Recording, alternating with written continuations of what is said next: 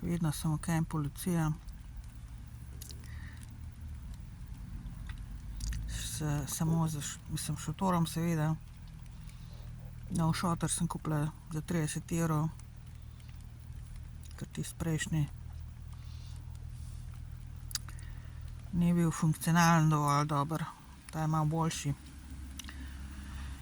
Od Decathlona sem ga dobila 22,99.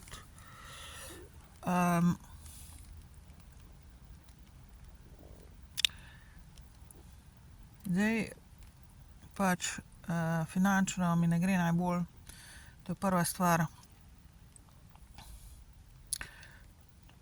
Zapravljam ne.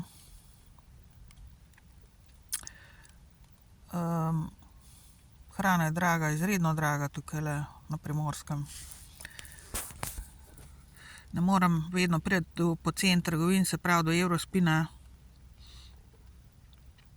in tako naprej. Tlele je najbližje Mercator, ta velika trgovina. In Mercator je drag, dvakratne ali trikratne cene imajo, kot jih ima Eurospin in druge trgovine. Seveda to je način, da obdržijo oblast.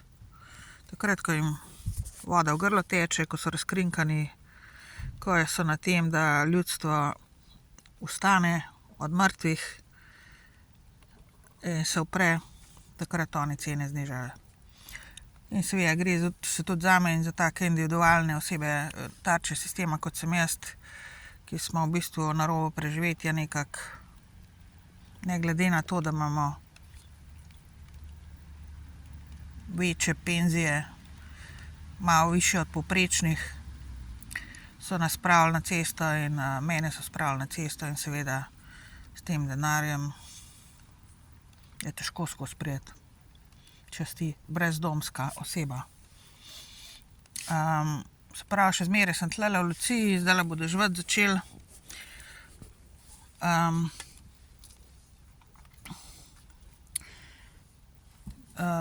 Se pravi, zdaj sem zaradi tega tukaj še zavedno, zato ker pač, kot rečeno, nimam denarja, da bi šla v najem, dovolj denarja, da bi dobila tudi, se pravi, tudi nihče me ne kontaktira glede tega, da bi jaz svoje stvari lahko spravila nekam in pač plačala mesečno in njeno neko klet. Nihče me ne pokliče, ne kontaktira, da bi svoje stvari, ki jih imam v Podnartu, spravila ven od tam. Ker zdaj tam manipulirajo s to situacijo tam in še norca delajo naprej z mene.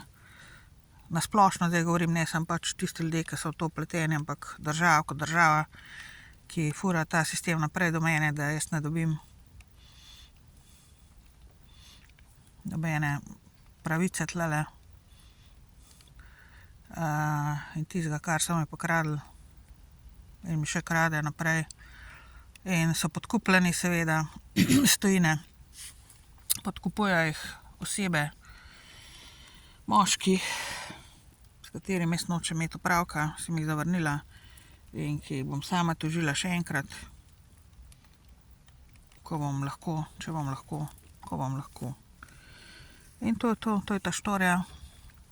Pač ne maram se, je to neke podnajeme, kjer so gangstokerji vpleteni, večinoma so še zmeraj vse to gangstokerstvo se fura naprej, ampak zdaj so pač imajo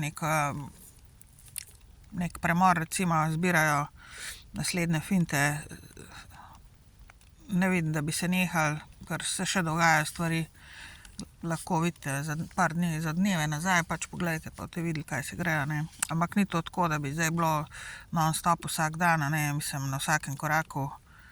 Ampak imajo še zmeraj to, ne. In nočem iti v najem, ker ne najdem poštene osebe v Sloveniji, da bi mi dala nek prostor, neko sobo, neko manjše stanovanje, kjer bi jaz imela mir pa zasebnost, pa da bi imela moje stvari na varnem in da bi bila jaz varna. Tega jaz ne najdem v Sloveniji, pa če verjamete ali pa ne. Ali mi blokirajo tiste ljudi, ki bi lahko pač, ki mi želijo dejansko pomagati oziroma pošteni biti do mene in mi te gangstokerje na pot dajejo, ali pa v glavnem jaz ne dobim nobenih kontaktov, nobenih informacij, nobenih možnosti, da bi se jaz nekam preselila, ker oni dobro vejo, da me ne morejo manipulirati več in zato delajo to, da jaz ne morem dobiti stanovanja. Ker so mi pokradli, v bistvu so mi ukradli hišo in so v njej naseljeni pač neka sodnica je naseljena in tako naprej. In še neko stanovanje imam, nekaj so mi tudi pokradli in da ne govorimo o tem, koliko so mi, da mi ne plačajo niti ene stvari, kar sem jo naredila. Niti ene stvari, niti evra nisem dobila iz interneta, od interneta, dela na internetu. Je pa to ogromen denar, ki so mi ga dolžni iz tujine, iz interneta. Noben denar do mene ne pride, mogoče mi kdo kaj nakazuje ali pa kaj, ampak jaz tega denarja ne dobim. Ne vidim, niti ne dobim.